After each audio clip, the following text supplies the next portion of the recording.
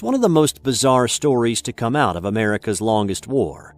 An allegation United States Special Forces engaged and killed a giant in Afghanistan. But it's being reported by multiple sources. Several eyewitnesses claim the battle not only took the life of an American soldier, but that the government flew the huge corpse of the attacker back to the United States. Reporter and researcher L.A. Marzulli explores the spectacular charge in the newest installment of The Watchers, the blockbuster series investigating the real evidence behind the Nephilim. These creatures were the offspring of the sons of God, the angels and the daughters of men. In Genesis chapter 6 verse 4 and Numbers chapter 13 verse 33, the Bible speaks of giants populating the earth. When ordinary people saw them, they said, "We were in our own sight as grasshoppers, and so we were in their sight." A strange passage, but one Marzulli contends is backed by evidence. What's more, these giants didn't just exist in biblical times, but live on through the present day. According to one of the interviews in the program, a Special Forces team operating in Afghanistan in 2002 encountered one of the creatures while on a patrol looking for a lost unit in an isolated part of the country. The soldier tells Marzulli his unit made its way along a goat path near a cave where the team noticed an unusual pattern of rocks, bones, and, ominously, a broken piece of communications equipment of the type used by the American military. While pondering this, the team was surprised by a man at least 12 to 15 feet in height. The creature had long, red hair and pierced one operator, identified as Dan, with a pike-like weapon.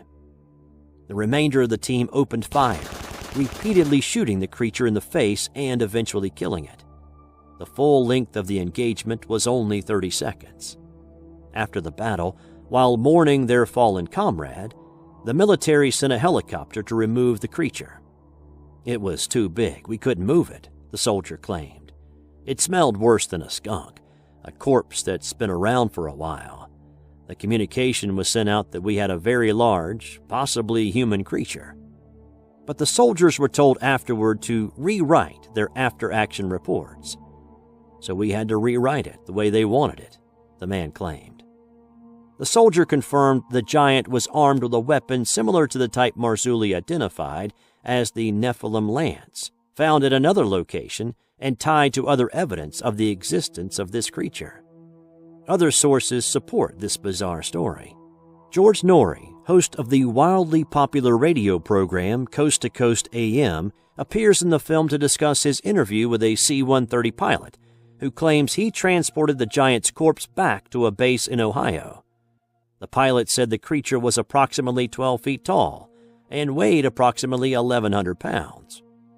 "It just sounds like the Nephilim from the Bible, doesn't it?" Norrie enthused.